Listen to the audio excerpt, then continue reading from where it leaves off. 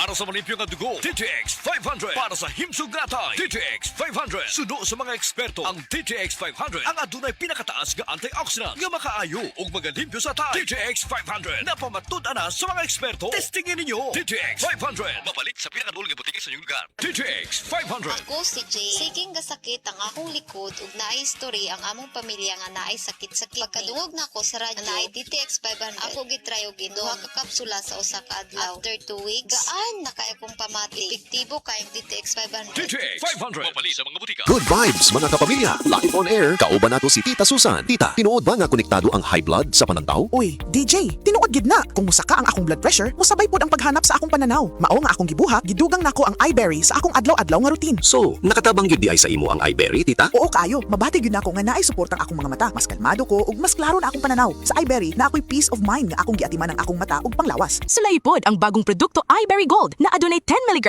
lutein. Mapalit na sa mga farmasya duol nimo. Mahalagang paalala, ang iBerry ay hindi gamot at hindi dapat gamiting panggamot sa anumang uri ng sakit. High blood, usa sa pinakaproblema samtang kita nagkaedad. Maupod kini ang suliran ni Nanay Ellie, natabangan sa Paragis Bila-Bila Herbal Coffee. Ako si Eli Clausos, 86 ang edad. Magsigig taas akong dugo, niyang glen akong kabuhi.